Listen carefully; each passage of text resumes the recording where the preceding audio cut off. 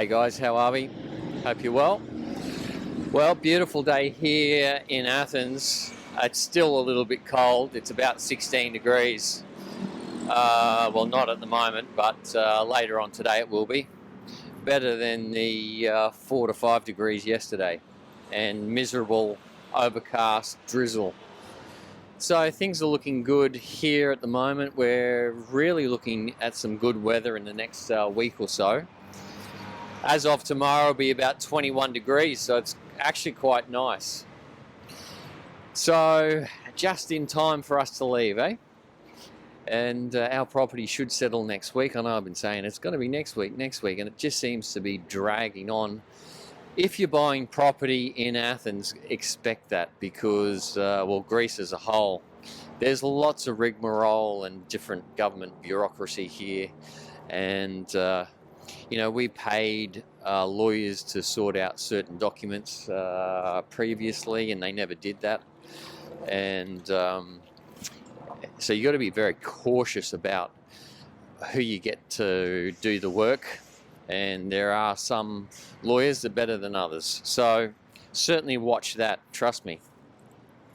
But we're really looking forward to getting out and heading to Thailand and just relaxing for a while and getting into some really nice climate and getting back into swimming training and stretching and just exercise as a whole. And we've missed that so much over the last couple of months, purely because of the mandates over here, and it's not been a very pleasant experience. So I'm sure at some point in the future things will change. They're saying that everything will open up in a couple of weeks, which I would imagine because they like to do that during the spring, summertime, because that's when they make most of their income for the year, which is in spring, summer. So just be mindful of that. Even though they open up at this point, doesn't mean that it's going to be open in the future. So it's constantly changing here. But yeah, so anyway, things are changing, which is good. And just keeping an eye on what's happening in Russia at the moment and Ukraine. Here over the last couple of days, we've seen a lot of military cargo planes fly directly over our property. And we're on the top floor, so we hear a lot of it. The other thing is lots of fighter jets flying north, and apparently NATO is moving a lot of equipment and troops to various parts of Eastern Europe. So I think they're gearing up for a bigger conflict, unfortunately.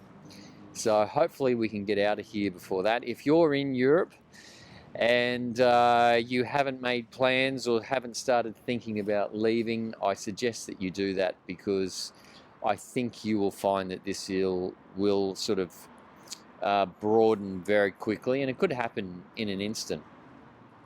I know that 5 Ukrainian military bases in western Ukraine were attacked and destroyed, and the missile defense systems that have been deployed there were useless because Russia used supersonic missiles. So yeah, interesting times. So it just doesn't look good, and not that I want to bang on about that, but I would sort of suggest that if you're here, maybe find somewhere else to have a bit of a holiday.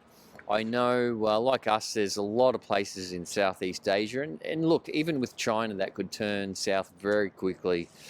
But I think China has a longer plan at play here, unless they're brought into some sort of conflict. And I was saying to a friend of mine yesterday that there's a thing called the String of Pearls, or all the deep sea military bases around the Asia Pacific, Vanuatu, the Solomon Islands.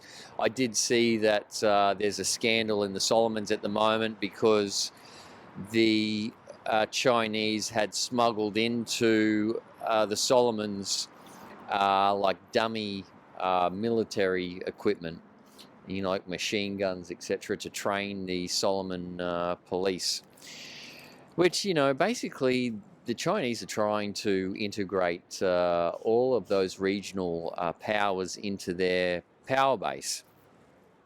So that's to be expected, and that's going to continue to grow. If China ever did decide to attack, the biggest, lowest hanging fruit within the Asia Pacific is Australia, and that's the biggest payoff there. And look, at the end of the day, if America is not willing to support or come to the defence of Australia, then there's going to be big problems. So, but maybe that will happen. Maybe I don't see that happening. I think the Chinese are trying to establish their power base within that region. That bodes not too well for Australia because they're heavily reliant on those shipping lanes. And that's basically why Australia's gone to war with every single war that the US has been involved in since World War II, is because the US has had the biggest blue water navy. Now China has the biggest blue water navy, and they've set up those strategic deep sea bases right around the Asia Pacific. Australia's in a very difficult position, but not that I want to sort of harp on about that, but in saying that, look, pleased that I'm not going back to Australia at this stage. I mean, you never say never, but the longer I can stay out of there, the better. I was meant to do a little bit of work with a friend of mine there, but look, I just don't think that it's advantageous for me or the family at this point in time. So we're going to go to Thailand for a while, have a look at Southeast Asia and just see if anything develops. We should have plenty of time to be able to leave if we need to, and yeah, if anything goes wrong, that is. But yeah, we're going to have a look around there and just have a look. So anyway, guys, going to leave that there. If you haven't gone to the Overseas Exiles Facebook group and signed up and joined the discussion, then I suggest you do that. And we'll keep posting things there. Anyway, thanks for watching.